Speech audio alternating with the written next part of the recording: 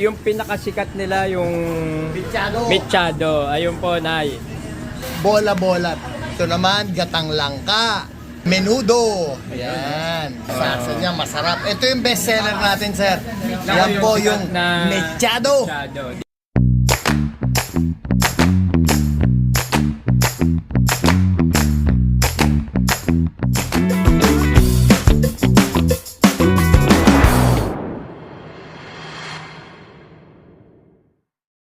Andito ngayon ang Eat Pilipinas sa Aling Melis, yung sikat na karinderya dito sa atin sa Malabon. A. Bonifacio Street, Barangay Flores ang kanilang address.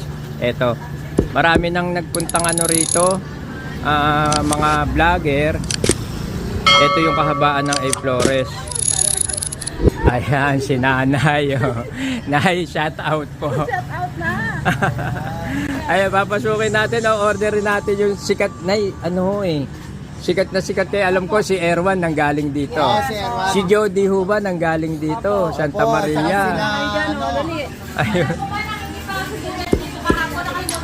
At yung pinakasikat nila yung Mechado. Ayun po, Nay. Ito po, ang tawag po rito, bola-bola. Ayan, sige po. Bola-bolang sweet and Kuya sour. Opo, 2 piraso po nito is 150. Isdang bidbid na may halong giniling. Masarap po yan. Ito naman, gatang langka. Ayan. Ito is menudo. Ayan. Menudo. Menudo nila talaga naman sa ayan. pa lang, oh. Ayan. Sarsa niya, masarap. Ito yung best seller natin, sir.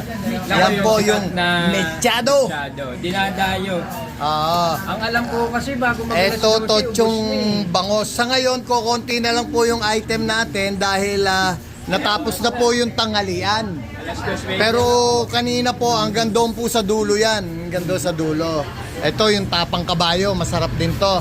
Yan. Nga po yan, tapang kabayo. Oo, tapang kabayo. Magkano po ba isa, tapang 100 to 100 grams din siya. 100 pesos. Yan po. Ito naman tinatawag nating sisig. Yan. Ayun. Tsaka meron tayong Ito po, ito. Ito, bopis. Yan. Yun, lechon kawali. Ayun po, lechon kawali. Ito, tochong bangus yan, sir. Ayan. At saka ito, pata. Sa ngayon, medyo konti na lang yung natira. Yan. Meron din kaming bagoong. 190 yan. Sweet. Ito naman, spicy. Ito naman po, atsara. 130, sir. Ayan. Tingnan natin. Ayan, Tapos ito Tapos, naman, leche plan. Yan, may leche plan din kami, 150.